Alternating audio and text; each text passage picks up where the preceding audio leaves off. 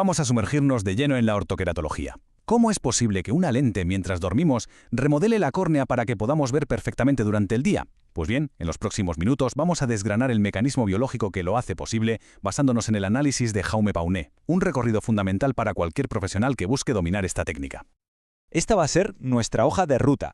Empezaremos con un poco de historia para entender de dónde viene la ortoqué. Después nos meteremos en el corazón del asunto, la biología del epitelio.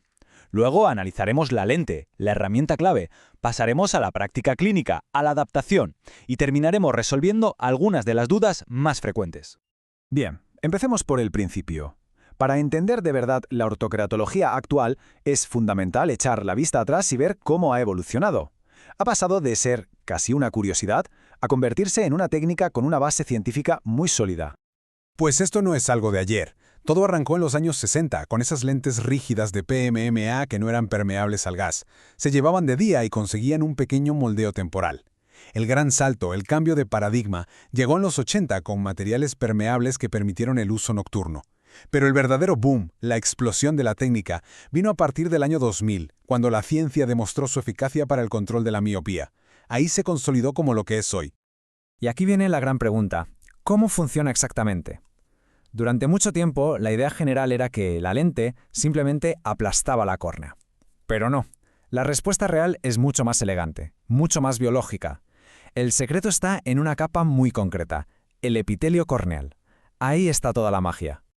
Hay dos palabras que lo explican todo: hipoplasia e hiperplasia. Se refieren ni más ni menos a la increíble capacidad que tiene el epitelio para modificar su propio grosor. Puede adelgazar sus capas de células o puede engrosarlas, todo con el objetivo de mantener una superficie óptica perfecta. Es un mecanismo natural, casi de defensa del ojo, que la ortoqueratología ha aprendido a dirigir. Entonces, si lo aplicamos a un ojo miope, ¿qué es lo que pasa? Pues que provocamos un adelgazamiento controlado en el centro, eso es la hipoplasia, y al mismo tiempo un engrosamiento en la zona de alrededor, en la media periferia, la hiperplasia. Es muy importante entender esto. No se elimina tejido, es una redistribución de células. Y lo mejor de todo, es un proceso 100% reversible. El epitelio tiene una plasticidad asombrosa. Y para que nos hagamos una idea de la escala de la que estamos hablando, todo este proceso ocurre en una capa que tiene un grosor de unas 50 micras. Para ponerlo en perspectiva, eso es más o menos como el diámetro de un cabello. Esto nos da una idea de la precisión micrométrica del tratamiento. Toda la acción se concentra ahí, en esa finísima capa, sin tocar para nada el resto del ojo. Esto nos lleva a un debate clásico. Durante años se habló del modelo hidrodinámico, que se basaba en las fuerzas de succión de la lágrima. El problema es que ese modelo solo se sostiene con el ojo abierto. ¿Qué pasa durante la noche? Durmiendo. Ahí es donde el modelo biológico, el de la hipoplasia y la hiperplasia, cobra todo el sentido. Explica de forma mucho más completa cómo las fuerzas sutiles del párpado sobre la lente guían este proceso celular.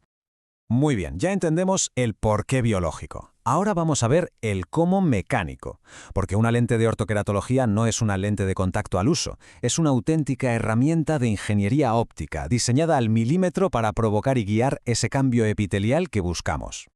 La lente se diseña con tres zonas funcionales muy claras. Primero, la zona óptica central, que es más plana que la córnea, y es la que causa el adelgazamiento, la hipoplasia. Segundo, la curva inversa, una zona más cerrada que crea un pequeño espacio para que el epitelio pueda engrosar, para la hiperplasia. Y tercero, las curvas de alineamiento periférico, que son como el ancla de la lente, las que aseguran que todo el sistema se mantenga estable y centrado durante la noche. Y lo bueno es que cada una de estas zonas tiene una traducción directa en la topografía que vemos después. La zona óptica central nos da ese aplanamiento central, el famoso anillo azul. La curva inversa, al crear ese espacio para el engrosamiento, genera el conocido anillo rojo en la media periferia. Y las curvas de alineamiento, lógicamente, garantizan que todo ese patrón esté bien centrado. Hay una correspondencia perfecta. Bueno, pues pasamos de la teoría a la práctica, a la clínica, porque adaptar una lente de ortoK es precisamente eso, encontrar el equilibrio perfecto de todos sus parámetros para conseguir el resultado que queremos. Y, por supuesto, saber reaccionar cuando algo no va bien. Vamos con uno de los problemas más típicos en una adaptación, o un verdadero clásico, la isla central. Vemos esa mancha roja en medio de la topografía y ya sabemos que algo falla. Pero, ¿cuál es el motivo? La respuesta es un toque excesivo en el centro. La lente está demasiado plana para esa córnea. Si hablamos en términos técnicos, lo que pasa es que su altura sagital, es decir, su profundidad, es demasiado baja. Ese contacto impide que el epitelio se pueda adelgazar en el centro, con lo que el tratamiento se bloquea por completo. Al final, la clave de una buena adaptación es la altura sagital. Si nos pasamos, si la sagita es demasiado alta, la lente queda cerrada, la zona de tratamiento se hace muy pequeña y el paciente se queja de halos. Si nos quedamos cortos, con una sagita demasiado baja, la lente queda plana, toca en el centro y aparece la famosa isla central. El éxito está en encontrar ese punto de equilibrio perfecto. Y ya para ir terminando, vamos a abordar algunas de esas preguntas que siempre salen en la consulta, esas dudas sobre los límites de la técnica y sobre cómo manejar los casos un poco más complejos. La primera pregunta del millón, el astigmatismo. ¿Hasta dónde podemos llegar con la orto-K? A día de hoy, con los diseños tóricos podemos corregir astigmatismos corneales bastante altos, de hasta 3,5 o 4 dioptrías, pero hay que cumplir unas condiciones. Primero, necesitamos que la córnea tenga como mínimo 1,25 dioptría de astigmatismo, porque si no, la lente tórica no tiene dónde agarrarse y rota. Y segundo, y esto es fundamental, si la córnea es esférica y el astigmatismo es interno, la orto-K ahí no puede hacer nada. Y vamos con la otra gran pregunta, la miopía. De forma realista, ¿cuántas dioptrías podemos corregir? Aquí hay que diferenciar. Para alguien que está empezando, lo más seguro es moverse por debajo de las 4 dioptrías. Un profesional con mucha experiencia puede llegar a 6, 7 o incluso más. Ahora bien, siempre hay una contrapartida. A mayor miopía corregida, más pequeña tiene que ser la zona óptica, y eso, inevitablemente, significa más halos y peor calidad de visión nocturna. Esto es algo que suelen tolerar mucho mejor los niños, donde el objetivo principal es el control de miopía. Hablemos un momento del mantenimiento. Una pregunta clave. ¿Cada cuánto tiempo hay que cambiar las lentes? Aquí la recomendación es firme y clara, reemplazo anual. Con el uso, la lente se deforma, acumula depósitos, se altera y pierde eficacia. Un cambio anual no solo es una cuestión de seguridad y de que el tratamiento funcione bien, sino que evita un problema enorme: intentar adaptar una lente nueva y perfecta sobre una córnea que se ha pasado un año amoldándose a una lente ya deformada. Es buscarse complicaciones.